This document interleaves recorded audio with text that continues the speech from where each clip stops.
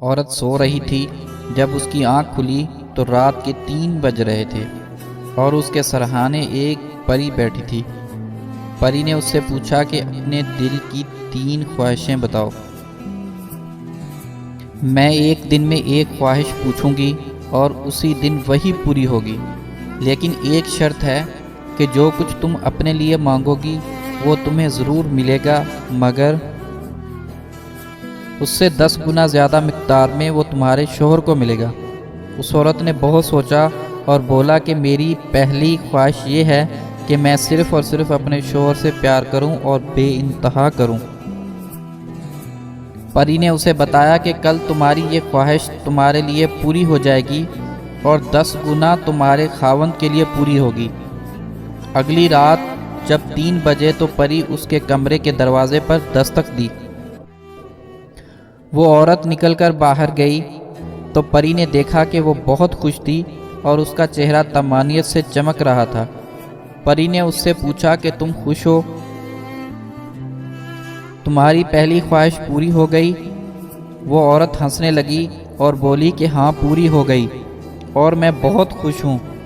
پری نے پوچھا کہ اب دوسری خواہش بتاؤ۔ کل وہ بھی پوری ہو جائے گی اور تمہارے شوہر کے لیے 10 گنا پوری ہوگی۔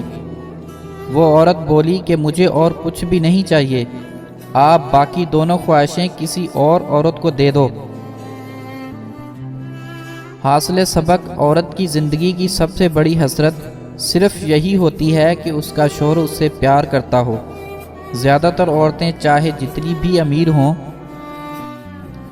یا جتنی بھی کامیاب، وہ صرف اپنی پوری زندگی شوہر کی قبولیت اور اس کے پیار کے حصول میں بسر کر دیتی ہیں۔ اگر آپ ان عورتوں کو دیکھیں جو بوڑھی اپنے شوہر کی اولاد اکیلے پال رہی ہوتی ہیں، آپ بخوبی اس بات کو سمجھ جائیں گے کہ عورت کی فطرت میں بھی صرف ایک آدمی کی پوجا اور اس کی وفاداری ہوتی ہے۔ ہمارے مشرقی معاشرے میں تو خیر سب عورتیں اپنی پوری زندگی برے سے برے سسرال کو اور اپنے بچوں کی تمام بے سروپا خواہشات کو صرف ایک مرد کے لیے ہی زندگی بھر برداشت کرتی رہتی ہیں۔ جو مرد یہ سوچتے ہیں کہ بیوی کو کیسے خوش رکھا جا سکتا ہے، ان کے لیے بہت آسان ہے کہ تہ دل سے اس کی عزت کریں، اس سے پیار کریں، باقی سب کچھ معمولی چیزیں ہوتی ہیں۔